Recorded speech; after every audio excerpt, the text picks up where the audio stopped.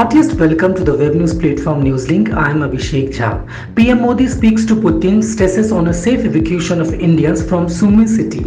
Prime Minister Narendra Modi on Monday spoke to Ukrainian President Volodymyr Zelensky and sought his support in an evacuation of Indian nationals stuck in Ukraine.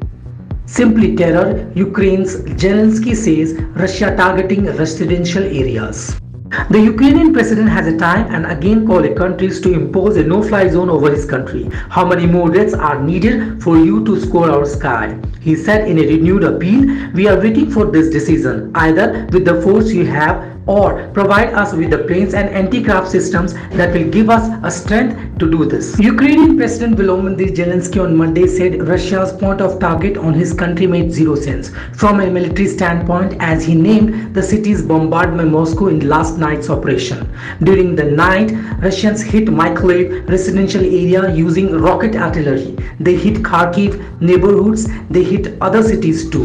This had a zero sense from a military standpoint. It's a simply terror, Ukraine based, the Kyiv Independence quoted Zelensky as saying. Zelensky also called on the Western nations to prepare a new set of sanctions for Moscow as the Russian onslaught on the Ukrainian territory intensified. He reasoned slapping more sanctions is a moral thing to do in the face of ongoing invasion.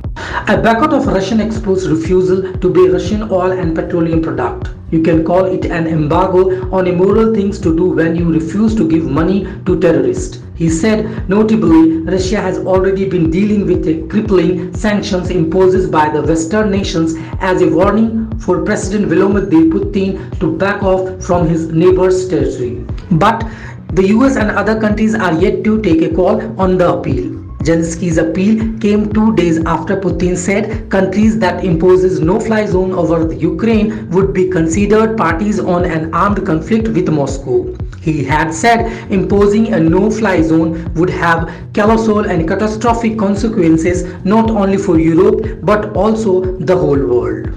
Russia is continuing its aggression against Ukraine for the 12th day on Monday. A few hours ago, the Kremlin announced yet another ceasefire and a handful of humanitarian corridors to allow civilians to flee war-torn Ukraine in wake of safety concern posed by the Russian shelling in cities in the center, north and south. Stay with NewsLink for live update. Thank you for watching and subscribe for more latest updates.